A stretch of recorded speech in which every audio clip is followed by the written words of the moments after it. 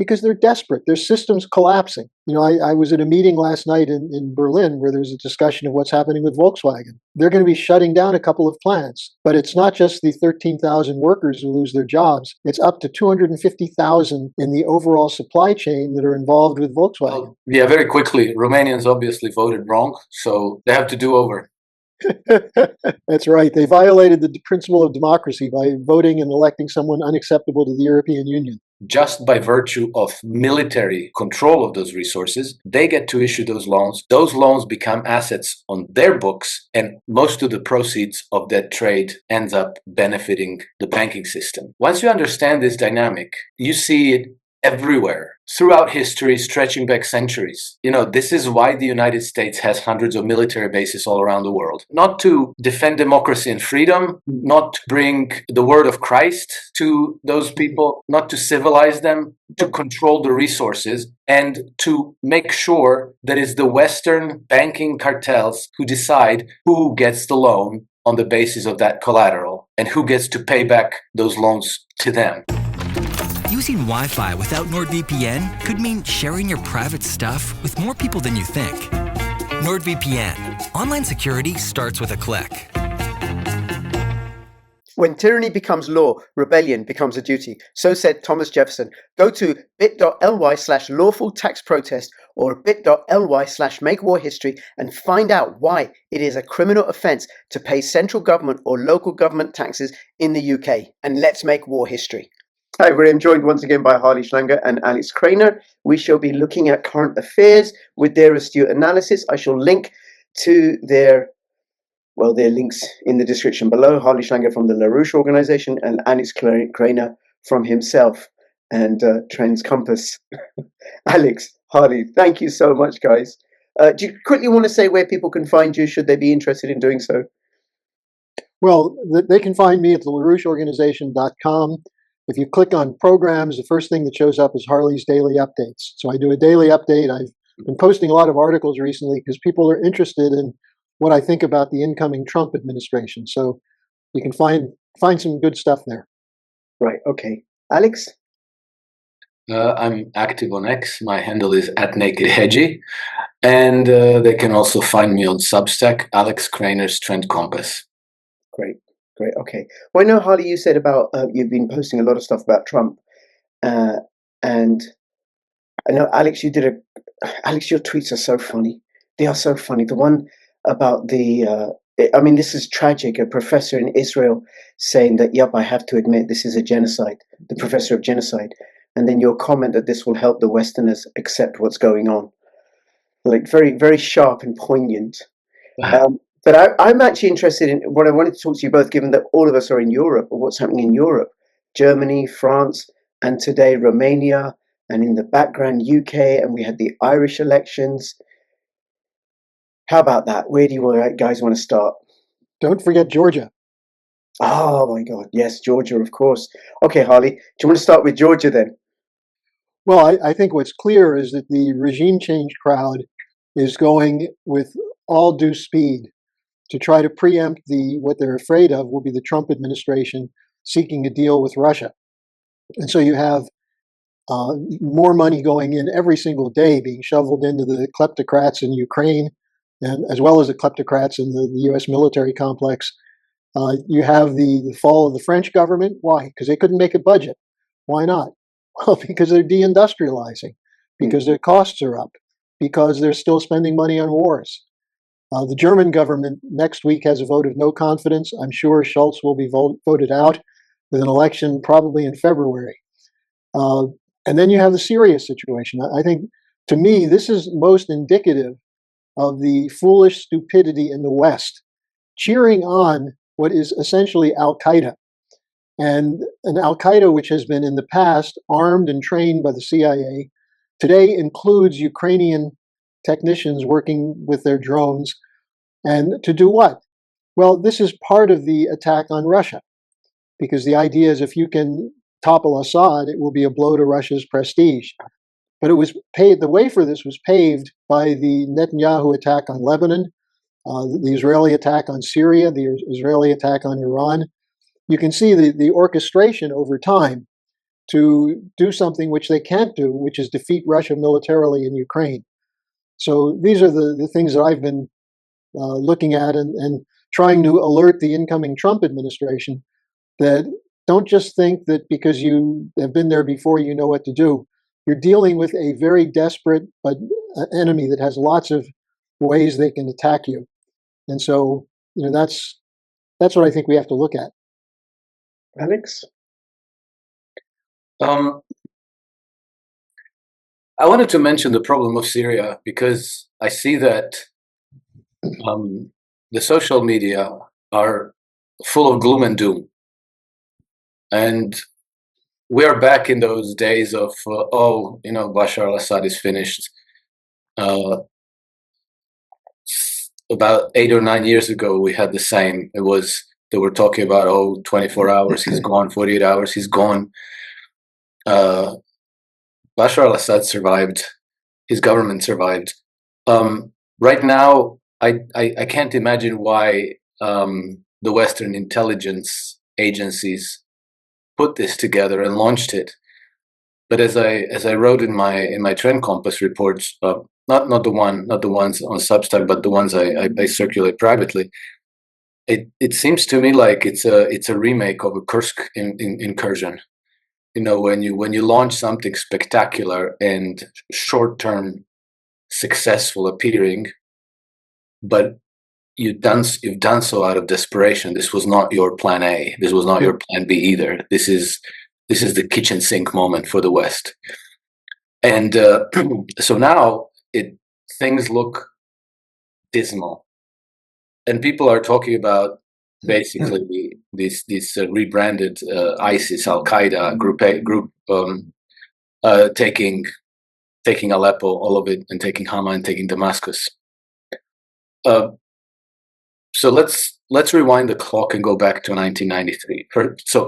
First of all, let's just point out that these are mercenaries. That you can't count on long-term success by wielding mercenaries. They're good at going around, ambushing people, killing, blowing things up. They may be skilled warriors, but they're not capable of a political solution that has to come after the war. Governing. They're not capable of governing. They're not set up. They're not capable of governing. They're only capable of terror. Unlike 2015, the Arab world is not united behind them. So we have a mercenary army, i.e., unlikely long-term success. B, they have no support in the local population. The Syrians are terrified of these people. So that's a second very bad predictor for the future of this incursion. 3, if we rewind the clock and we go back to 1993, we had the Wolfowitz Doctrine. I think we've talked about this before. The Wolfowitz Doctrine was, full spectrum dominance, basically, cementing the unipolar moment. It was supposed to be the new American century, right? And part of that was, we'll overthrow governments of 7 countries in 5 years, which included Syria, and it included Iran also. How much closer today are they than they were 30 years ago? I think they're a couple of light years farther away. So that means that all these dirty tricks, all these dirty games, all this wielding of terrorist groups, mercenaries, extremists, separatists, all around the arc of crisis, they're only falling backwards. So they're scoring these Pyrrhic victories, but they keep falling backwards away from their goal. And I think that this is why you're seeing Russians not panicking about this. They're dealing with the situation very strategically, very calmly. And I think that the jihadis are going to burn themselves out. Is it going to be a couple of weeks? Is it going to be a couple of months? But if you're reading gloom and doom in the social media, step back. look at the forest. Don't lose the sight of the forest for the tree. The arc of resistance is on the winning side. The empire is on the losing side. And the trend, very, very long-term trend, is adverse to the empire. And so I think that all that the arc of resistance has to do is not panic. And this too will be one of those flash in the pan moments that's not going to work out for them. No. Alex, thank you. Harley, I'm going to come to you in a second, but about the gloom and doom. If I could just comment on what Alex One said. second, please. About the gloom and doom, where the gloom and doom is the innocent lives lost. You know, the people that are being killed in Ukraine, in Syria, in Lebanon, in Gaza, in Israel, in the Kursk region. That's where the gloom and doom is. You know, these gangsters sacrificing other people's lives for their political ends. And one thing I want to say, just remind people, especially if you're in the UK, it is illegal to pay taxes, because by paying taxes, we're funding the slaughter of other people, a violation of the Terrorism Act and the International Criminal Court Act. And I would invite people, especially in the UK, to go to bit.ly/makewarhistory, bit.ly/makewarhistory, so that we can legally protest these wars, and our government's support for these wars. Sorry, Alex. Harley, sorry. I just wanted to get that in early. Well, you're absolutely right in what you said. And Alex, I fully agree with you, because I see the world moving in a different direction than the oligarchs want. But we see in their desperation, they're willing to destroy not just nations, but civilizations, tear apart history. There's nothing they hold sacred, whether it's the life of a 2-year-old child or a 2,000-year-old temple. Yeah. And it's this desperation which we have to look at where it's coming from. And that's, of course, I know you're very well up on this whole situation, as is Rich, of the emergence of the BRICS, the emergence of a new alternative. And what I find interesting, I was just watching before we came on the interview that Tucker Carlson did with Sergei Lavrov. And Lavrov, of course, is a real diplomat. He's what's lacking in the West. But what he said is very much what Putin's been saying, which is that history's on our side. There's a huge transformation underway. We can't be defeated militarily. Why don't we work it out so that we can cooperate as opposed to killing each other? And that's not getting through to the Blinkens and to the Jake Sullivans. I mean, Jake Sullivan's running around saying, I don't shed a tear for Assad and his government. Well, he's the same person in 2012 that sent an email to Hillary Clinton saying, Al-Qaeda is with us. So it's important not to promote gloom and doom, but to show the corruption and the immorality of these forces. And why? Because they're desperate. Their system's collapsing. You know, I was at a meeting last night in Berlin where there was a discussion of what's happening with Volkswagen. They're going to be shutting down a couple of plants. But it's not just the 13,000 workers who lose their jobs. It's up to 250,000 in the overall supply chain that are involved with Volkswagen. And so you see that bad decisions have consequences on people's lives. So, Rich, I really appreciate what you said about the destruction of lives is where the gloom comes in. But it should also be an inspiration to us to stop it. And it can only be stopped by citizens, because if you're relying on some alternative group of political leaders, I think it's clear to almost everyone in the West that there are very few political leaders who rise to the level of statesmanship. Yeah, absolutely agreed.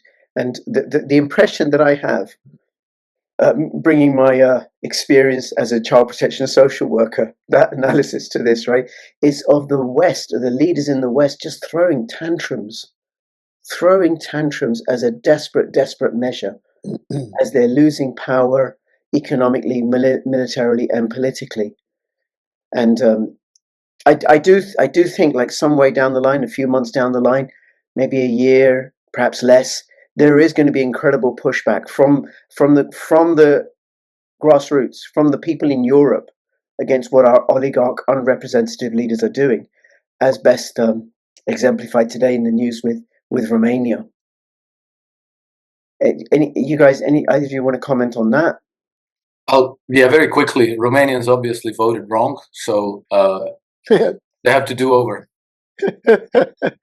That's right. They violated the principle of democracy by voting and electing someone unacceptable to the European Union.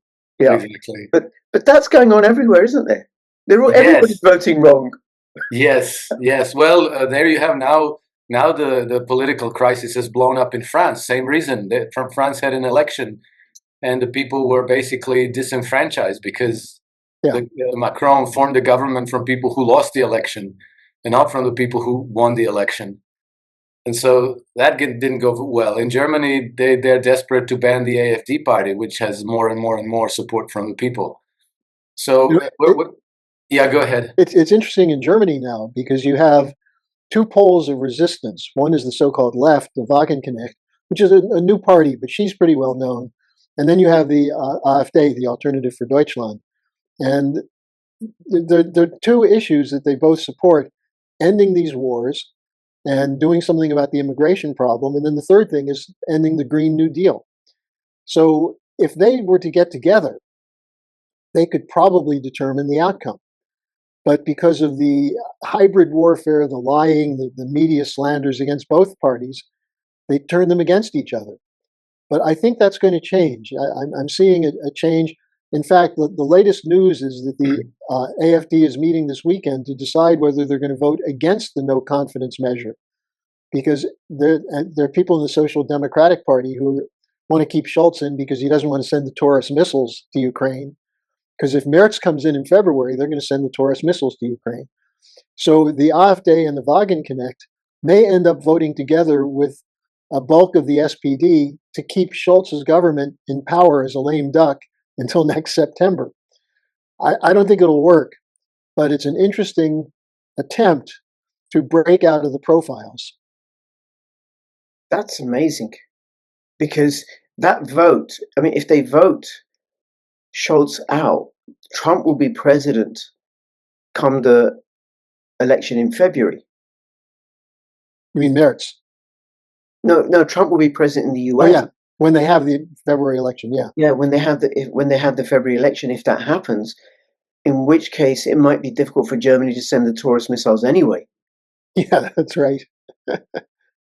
Oh man, I can't keep up. But they do have, they have an agreement that was forced on them by Biden to bring in long, intermediate range missiles into Germany that are nuclear capable by 2026. That's another issue that Wagenknecht and the AfD are starting to campaign against. So you have the economic collapse, you have the military, you had the defense minister, Pistorius, making a big deal out of turning subway stops, the metro, into bomb shelters. And this caused a real panic among Germans. The idea of being prepared for another war is the last thing on the minds of most German citizens. So I think Germany is going to be possibly even more unstable than France. Wow. Oh, now, what was the reaction to the Oroshnik missiles in Germany? Get ready to duck. Look, one of the things they hit in Dnipro was the Rheinmetall plant that was just started to repair the tanks that are being destroyed. So, I think, first of all, I should say, the media doesn't really cover it. You don't really know from reading the media whether this is just another Putin bluff, whether there really was an attack. The media in Germany is doing everything possible to keep people from seeing what's going on. In fact, many people I talk to in Germany still think that the Ukrainians are winning the war. Wow, that's Not possible. Sorry, Alex? I'm shocked. How is this even possible? Well, they don't think Ursula von der Leyen would lie to them. Of course. Yes, I see. In spite of her last name. Yeah. I can't believe that the European Union and a leading nation like Germany in the European Union would lie, because it's a bastion of democracy and freedom of speech. Is it not, Alex? Yes, of course. Of course. Who would ever doubt so? Who would ever doubt so, right? Against that genocidal dictator Putin, who's won every single election that he stood for. But apart from that... Well, of course, because he keeps Russian people generally in a state of fear and terror, so they're afraid that if they don't vote for him, he's going to kill them. And so that's why they vote for him. Right. In Europe, we're free to vote for whoever we want. And then what's the worst that can happen? If we vote wrong, we get to do it all over again. Yes. Or just ignore our votes. Yes. Or they use lawfare to invalidate those that we voted for, like they're doing with Marine Le Pen, and also in Italy, Salvini as well. Yeah. Okay, but staying or Putin meddles. Or Putin meddles. That's right. That goes without saying. Yeah. Everybody. Of course, that's why he wins in Russia. Alex, he meddled in his own election. That's why he wins elections in Russia, because he's not there to meddle. Harley, you got it the right way around. It's like why they say there's never been a coup in the United States, because there's not a U.S. embassy in Washington. Very good. Okay. Now, but what about people's access to independent media in Germany, like through X or other channels or whatever?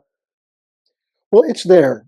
It's there. It's hesitant because people, if you say something, for example, about the Middle East, about Israel, if you say something that is negative about Israel, you could be brought up under the anti-Semite laws. And that's something that has happened in Germany. Kids marching with Palestinian flags get taken down by police.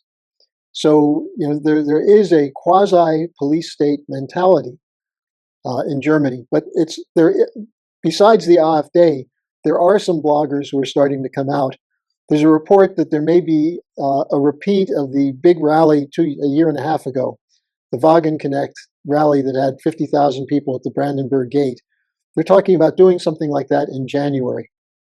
The real thing is, if you have leaders who call on people to come out and do something, you don't know what's going to happen.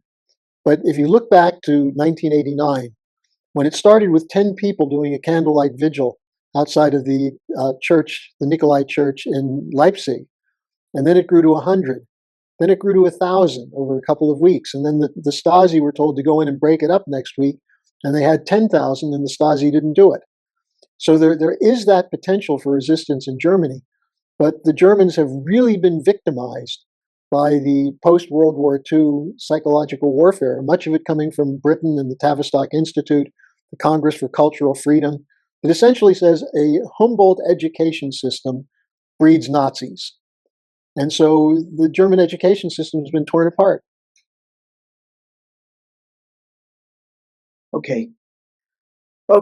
And the German economy and Germany's role in EU, because that's looking a bit fractious. If the German economy collapses, then so too will the EU.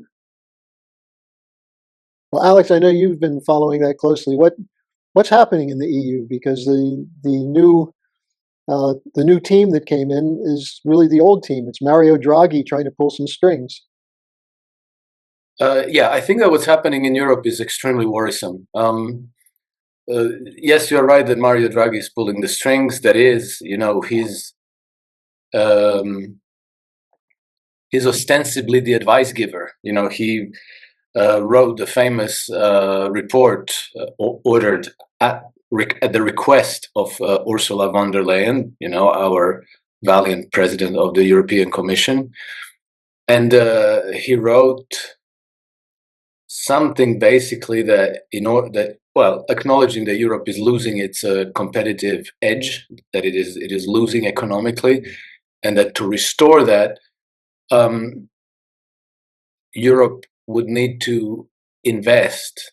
The EU would have to spend something on the order of 5% of gross domestic product of the EU states.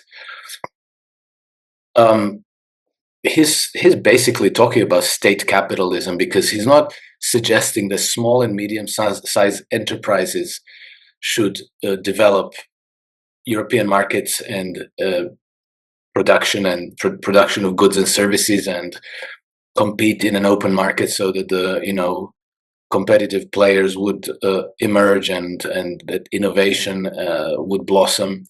He's talking about the state allocating extremely large amounts of we're talking about like 800 billion euros per year, and then it's all framed within the net zero policies. Yeah. And and defense spending. So when you take out all the niceties, all the technical jargon, all the nonsense from what he's talking about, the gist of it is actually um, a, a, a fascist concept. It's a fascistic concept. Yeah. So this is what Europe is leaning into very heavily as a collective, as the union of independent nations. And I think that this is extremely worrisome because it's not going to work. That's not that's going to make us competitive like it made Soviet Union and North Korea competitive. So that's not going to work. What it is going to do is it's going to worsen things. It's going to exacerbate misery on the European continent, and it's going to turn us into it's going to turn European populations into a large supply of dry tinder for the proper militarization and Nazification of the continent. So here's what I've observed happening.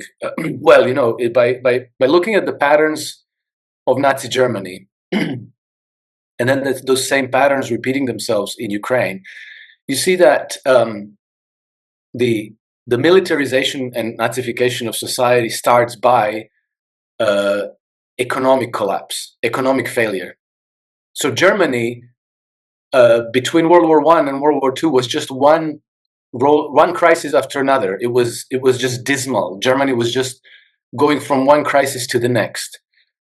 And we had the same situation in Ukraine, which between 1991, when it became independent, and 2014, when we had the coup, was dead last in economic performance of all the nations in the world. So what does this do? This creates unemployment, especially youth unemployment. So you have a very large number of young men who have no hope of fulfilling their aspirations in life. And then you offer them, hey, why don't you join the Brown Shirts? Why don't you join the Azov Battalion? Why don't you join the C-14? There's some money there, there's status. You'll be called on restoring the glory of the nation. And so, that now suddenly, amidst all the misery and hopelessness, there's something that they can aspire to. So that happened in Germany, that happened in Ukraine. And now we see that this is again being engineered in Europe, because we see that, in France, in Italy, in Germany, pretty much everywhere across Europe, the economies are collapsing. The policies of the EU are making things worse. In fact, hundreds of billions of dollars are being allocated to defense industries. When people are prosperous, when jobs, meaningful, well-paying jobs are plentiful, when small and medium-sized businesses are thriving, people are not inclined to go to war. They're not inclined to even listen about the historical injustices, about restoring the nation to its proper glory. They don't think about going to war. They think about inviting their friends over for barbecue over the weekend. They're thinking about where to send their kids to school. They're thinking about whether they want to build a pool in front of their house or a jacuzzi or build another wing to the house. They're thinking about what presents to buy for their wives. It's when you plunge the country into misery that you can attract people to these Nazistic goals, to militarism, and then of course you use the propaganda to designate the enemy, right? Who's to blame for all this state of affairs? Who is to blame? Of course, it's going to be Russians. So then one thing I have to point out also, because I've observed these brown shirt movements emerging practically everywhere in Europe, in Croatia, in Hungary, in Finland, in Germany, in France, Spain, UK, Sweden, Norway, Poland, everywhere. These are the equivalents of the brown shirts in Germany, equivalents of the Azov and Aidar and these groups in Ukraine. These guys generally don't see any combat. Their designated role is to terrorize their own population at home, And then when the need arises, to scoop up men off the streets, to shove them into the trenches on the Eastern Front. And this is being done. And if you pay attention, you'll see in the news every so often that there are these tiki torch marches of various right-wing extremist neo-Nazi groups practically all over the place, practically every country in the EU. So this is coming our way. And I think it'll be successful, but to the extent that we just observe it passively and don't push back and don't fight against it and don't try to raise awareness of what's being prepared for us. And Rich, could I add something to that from the economic side? Because what Alex is reporting is absolutely the case. But there's another element to it, which is, what is the economic policy? And he's really right. Draghi is channeling his inner Mussolini. What you're talking about in this EU policy is corporatism, which was the original name for fascism, when corporate cartels take over governments. And so the governments, instead of functioning on behalf of the population, the needs of the population, are doing the work of the large corporate cartels. Now, one of the things that people don't understand is the origin of this. And in terms of Germany in the 30s, it was Hjalmar Schacht, the finance minister of Hitler, Schachtian economics. Who put Schacht in power? Montague Norman of the Bank of England insisted that Schacht become the finance minister because of what he did to squeeze the inflation out during the Weimar period in the 20s. Now, here's where it gets interesting. You have the reemergence of Schachtian thinking in the economic sphere. Besant, who was just named the Treasury Secretary for Trump, worked with Soros.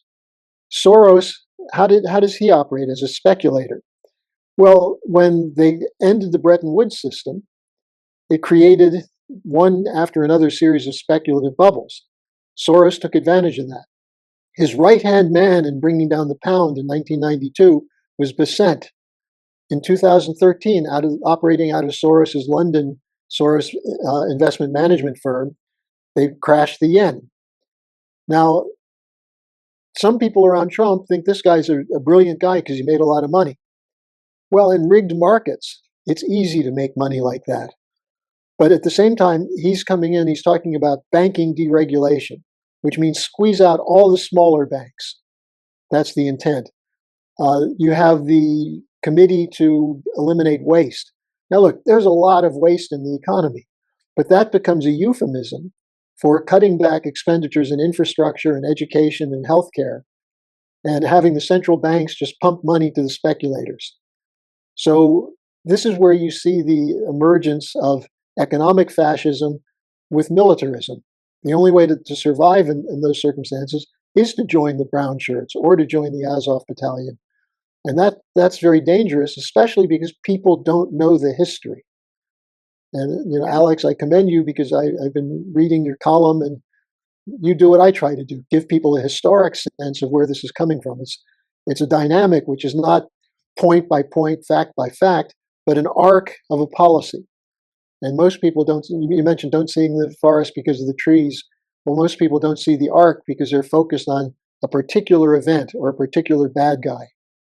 And that's the kind of misunderstanding that is dangerous to the civilization. Yeah.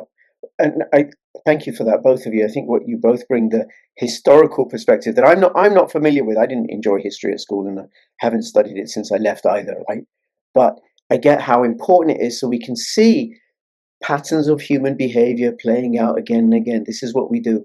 All wars are resource wars, whether it's somebody mugging somebody on the street because they haven't got enough food to eat, or the West plundering Libya or Iraq or wherever, or Israel as a colonial outpost for the British in order to access the hydrocarbons in the Middle East, or Ukraine and Russia. It's all resource wars at every level. And then even what you were saying, Alex, about the where there's poverty, where there's economic collapse giving rise to fascism, because that's people's are out of resources. When they have plenty of resources, it's like, come on over and have a barbecue.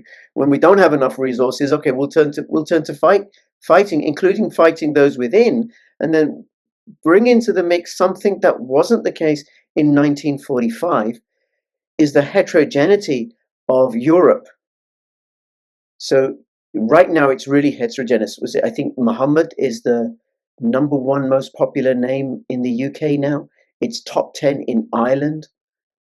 I don't know where it would be in Germany and France, but you've got this massive influx of recent arrivals who could easily be targeted, but are also there, I think, in order, many of them in service of those that brought them over, which is why they're being put up in hotels and being given financial support, because then that creates friction between those communities. And then one of the concerns that I have, and I've never aired this, I've been in this country since 1970. I'm settled. My wife is Scottish, and then what's going to happen is that those people that are settled here are going to get mistaken for the recent arrivals, the recent migrants that haven't contributed, that haven't had jobs, but have been brought here, possibly like in Ireland, as soldiers or police stationed all over the country, like a plantation, reducing Ireland to a plantation. Alex. Yeah, I just wanted to point out something because I think it's important. You are correct to say that all wars are resource wars. That much is correct. But I think it's important to understand how and why, because we shouldn't think that it's an inevitable thing, and we shouldn't think that it's the same from all sides. So if we don't control the resources, well, then the Chinese are going to grab them or the Russians are going to grab them. And so it's the same. So we might as well, It's not like that. We first have to understand why we need to control the resources. That is, who in our societies needs to control the resources. And then we'll understand that it's not inevitable and that not everybody behaves the same way. So, I'm from Croatia. Croatia is a very small country. For as long as I've been alive, we've always had gasoline and diesel in our gas pumps. We've always had apples and oranges and lemons and avocados and chocolate and cocoa, things that come from other places in the world. And we have zero military bases anywhere in the world. And the same is true of Switzerland, Austria, Ireland, Iceland, anywhere. So which tells you that you can have all those resources through trade. You don't have to conquer them militarily. Yes. So, Europe is a very rich, prosperous continent. The United States is, the richest country in the world, let's say. It shouldn't be a problem to just buy what you want, right? You don't need to send a military there to take it for you. So why are we doing it that way? That is, why is the Western Empire fighting wars for resources? Here's the reason, and here's who's defining those incentives. Let's say that in trading, everybody kind of prospers. Whoever imports the goods, exports the goods, tradesmen, trading companies, distributors, mom and pop shops, everybody prospers, and there's no need for violence of any kind. Where violence emerges as a necessity is in who's going to control resources as collateral for the loans that are issued on the basis of those resources. Okay, because if let's talk about oil, for example. If the Caspian oil resources are developed by Russian companies, financed by Russian banks, then those resources become collateral on the balance sheets of the Russian banks, and the companies that would develop those resources, who take out those loans, would have to repay the Russian banks. And so the Russian banks prosper. Western banks get nothing out of it. Nothing at all. Western corporations, on the other hand, could, because they would ultimately end up trading. They would end up buying those resources from Russian companies, right? But the banks get nothing. The banks only gain something, everything out of in the equation, if the resources are controlled by them, so they decide who gets to develop those resources and who gets the credit, the loans to develop them. And so by virtue of this, issuing loans to their corporate clients is how those resources turn into financial flows that ultimately benefit the banks in the West. So, if it can be decided that ExxonMobil gets Caspian Sea resources, ExxonMobil is going to take a loan from, JP Morgan or Citi or Goldman Sachs or whoever, and then those banks are going to be generating enormous profits on the basis of those resources, even though they're not in their country.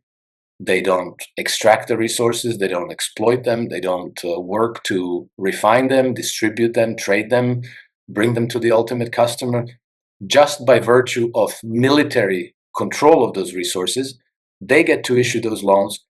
Those loans become assets on their books, and most of the proceeds of that trade ends up benefiting the banking system.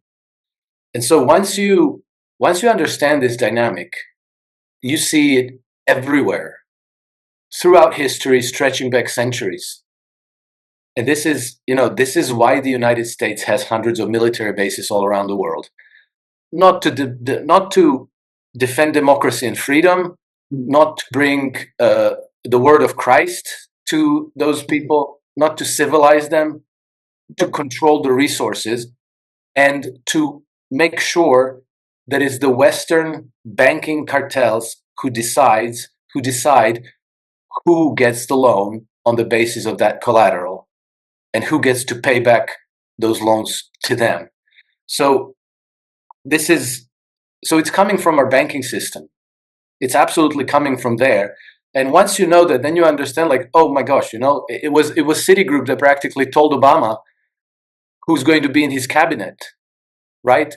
It's Draghi who's crafting the future economic policy for Euro. Who was Draghi? Draghi used to be a Goldman Sachs banker and then the president of the European Central Bank.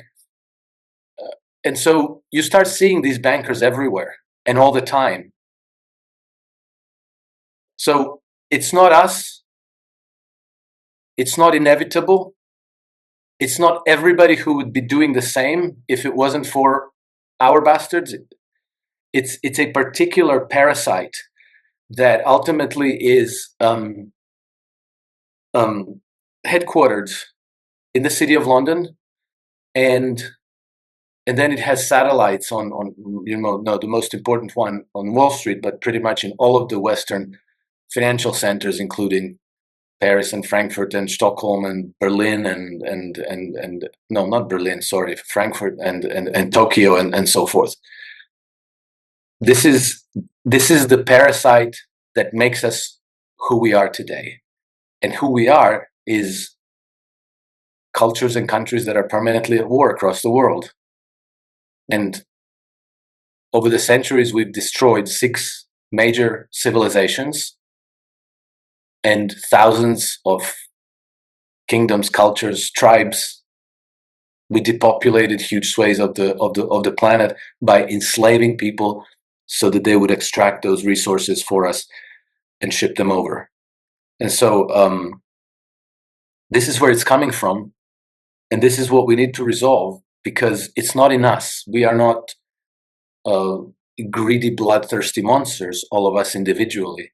It's as Churchill himself said, it's the high cabal that made us who we are, because he understood how horribly pathogenic we are in the world. Anyway, that's that rant. So that's what I wanted to share. I think it is important to understand. Thank you. Well, all wars are banksters' wars. I could distill that to what you're saying. But I get it. Thank you, Harley. Any comment on that, or you want to take it somewhere? No, I think what Alex went through is essentially the imperial policy, and empires rise and fall based on how much loot they have to take and how much of their population has to go out and get it. And what we're seeing now is that the loot is not enough to spread around to give people a comfortable standard of living. The British Empire used to survive by the crumbs they'd hand out. In England, the Americans, the trickle-down theory, if you had a prosperity, then the lower classes will have at least enough so they'll be happy. and you can send them to ball games or rock concerts, and that'll take care of it. But what happens when you have a debt that's built up? What Alex was describing is how these banks capitalize by creating more and more debt through fiat money.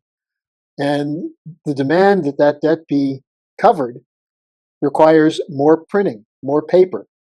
And as they do that, they take away from the physical economic production, which adds to the misery of the population. It's inflation, it's scarcity of goods. And that's the basis of the uprising going on around parts of the United States. That's how Trump won. Trump didn't win because he was such a charismatic character, although there was a lot of that involved in it.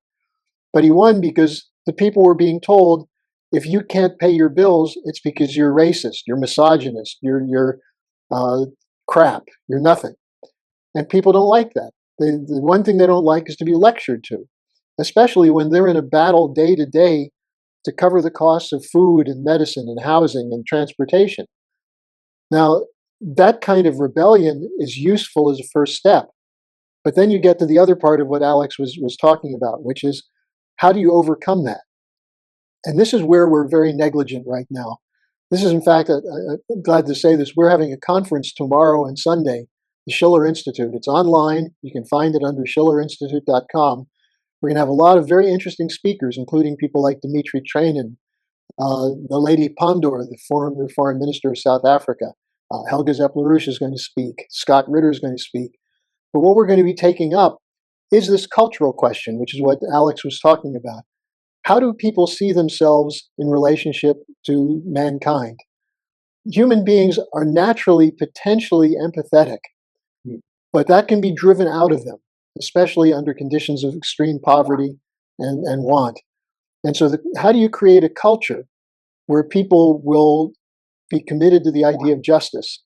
And I just did a couple of classes on Aeschylus and how Aeschylus used his tragedies to educate the Athenians along the lines of what was in the Orestes trilogy. Who will be the guardians of justice? Will you leave it to the gods of Olympus, who basically are concerned with stuffing their needs? No, it's the citizens that have to be the guardians of justice. And that's the message we have to get across, that the love of family, the love of a future, the love of your fellow man, whether they look like you or not, that's ultimately how civilization advances. And I think it's interesting, when John Kennedy was preparing to reach out to the Soviet Union after the Cuban Missile Crisis, what did he say at American University? He said, we may despise the communist system, but we must recognize the sacrifices of the Russian people in winning World War II. And he said, ultimately, we all live on this small planet. We all breathe the same air. We all wish the best for our children in the future, and we are all mortal. And to the extent we can communicate that through higher culture, a new renaissance maybe then we can overcome the effects of identity politics and geopolitics of pitting everyone against each other and recognize we all are one human race. And if we don't act on that, we become the victims of the predators. Harley, thank you so much. Thank you. I think on that note, we're going to finish up. But just to say, one of the things that we have that people in the First World War and the Second World War didn't have is decentralized independent media, so that voices can be heard, independent voices calling out for peace, for civility, for sanity. They can be heard. So I'll have the links to you, Harley, in the description below, and also you, Alex. And thank you both. Please share this video far and wide. Comments, questions in the description below. And I look forward to having you on again in January next year, should your schedules allow it. And have a great Christmas and a happy New Year. Well, thank you, and thanks for the invitation and a chance to talk with Alex again. Always welcome. Thank you. Likewise. Good to join with you both again. Merry Christmas and Happy New Year. And keep talking, keep reading, keep thinking. We are on the good path. Let's not lose sight of that. We just have to continue and carry on. Yes, absolutely. Thank you, guys.